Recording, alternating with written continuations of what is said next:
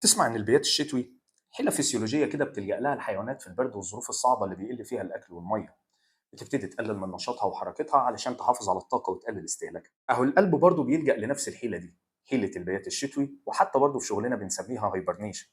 إيه بقى الإجابة على السؤال ده؟ وإيه الموضوع ده؟ بسم الله والصلاة والسلام على أشرف خلق الله. في كتير من الأوقات اللي بيكون فيها شريان ضيق بتحاول عضلة القلب تتكيف مع نقص الدم والأكسجين اللي بيوصل لها، فبتبتدي تقلل من إنتاجيتها وبالتالي الكفاءة تقل شوية. طبعا الموضوع بيكون معاه أعراض كسور في الشريان التاجي وبرضه أعراض في ضعف عضلة القلب، لكن حالات كتير من الحالات دي بتتحسن تماما بعد ما نحل مشكلة الشرايين.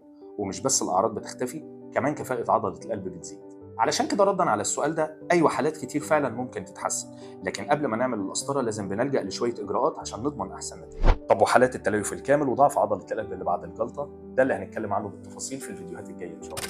ادعي لوالدي بالرحمة والمغفرة، وادعي لأهالينا في فلسطين والسودان وسوريا ولبنان بالصبر والثبات، ولو عندك أي أسئلة بخصوص قسطرة القلب اكتبها لنا في الكومنتات. دمتم بصحة وعافية.